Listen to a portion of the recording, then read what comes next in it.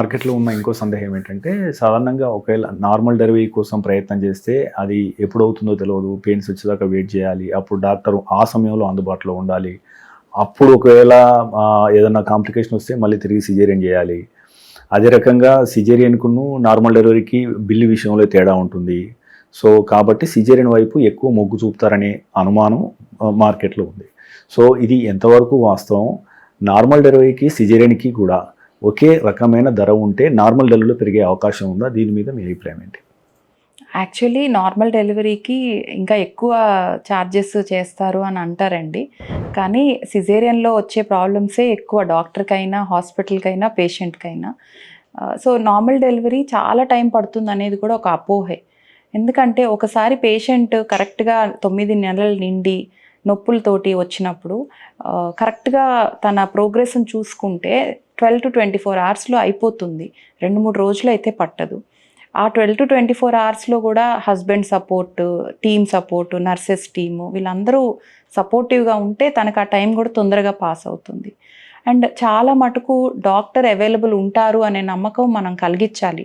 ఎందుకంటే 9 నెలలు చూస్తాం పేషెంట్ని. లాస్ట్ డెలివరీ టైంలో నైట్ అనో మార్నింగ్ అనో నేను రాను అనేది చాలా వరకు గైనకాలజిస్టులు అలా చెయ్యరు. వాళ్ళు ఖచ్చితంగా అవైలబుల్ ఉంటారు, వస్తారు. అండ్ చాలా హాస్పిటల్లో ఇప్పుడు టీమ్ వర్క్ స్టార్ట్ అయింది. అంటే 2-3 డాక్టర్స్ ఉంటాము, పేషెంట్ని 9 months చూస్తాము, డెలివరీ టైంలో మేము ఉంటాము అనే నమ్మకం ఇచ్చి ఆ డెలివరీ టైంలో వచ్చి చేయడం వల్ల పేషెంట్కి కూడా ఒక రకమైన ట్రస్ట్, బిలీఫ్ ఉంటుంది. చాలాసార్లు నార్మల్ డెలివరీలో ఇష్యూస్ అవుతాయి అనేది కూడా చాలా అపోహేనండి. ఎందుకంటే ఇప్పుడు చాలా అడ్వాన్స్డ్ సిటీజీ మానిటరింగ్స్, అడ్వాన్స్డ్ టెస్ట్లు వచ్చాయి. వీటిలో మనకు తెలిసిపోతుంది ఈ పేషెంట్కి ఎప్పుడు అవుతుంది డెలివరీ ఆల్మోస్ట్గా, ఏమన్నా కాంప్లికేషన్స్ అవుతాయా, ఒకవేళ అయితే వాటిని ఎలా మేనేజ్ చేయాలి అనేది తెలిసిపోతుంది. కాబట్టి అది పేషెంట్కి కూడా చెప్తూ ఉంటాం కాబట్టి ఇట్స్ లైక్ తనకి తెలుసు, మనకి తెలుసు ఏం జరుగుతుంది అనేది. సో అలా భయపడుతూ ఉండాల్సిన అవసరం లేదు. అండ్ కొన్ని కేసుల్లోనే నార్మల్ ట్రై చేస్తుండగా మనం ట్రీట్ చేయలేనటువంటి కాంప్లికేషన్లోకి వెళ్తాము అన్న డౌట్ వచ్చినప్పుడే సిజేరియన్ చేస్తాం. సో ఒకసారి నార్మల్ డెలివరీ ప్రాసెస్ స్టార్ట్ అయ్యాక ఆల్మోస్ట్ 80 to 90% నార్మల్ డెలివరీ అవుతుంది.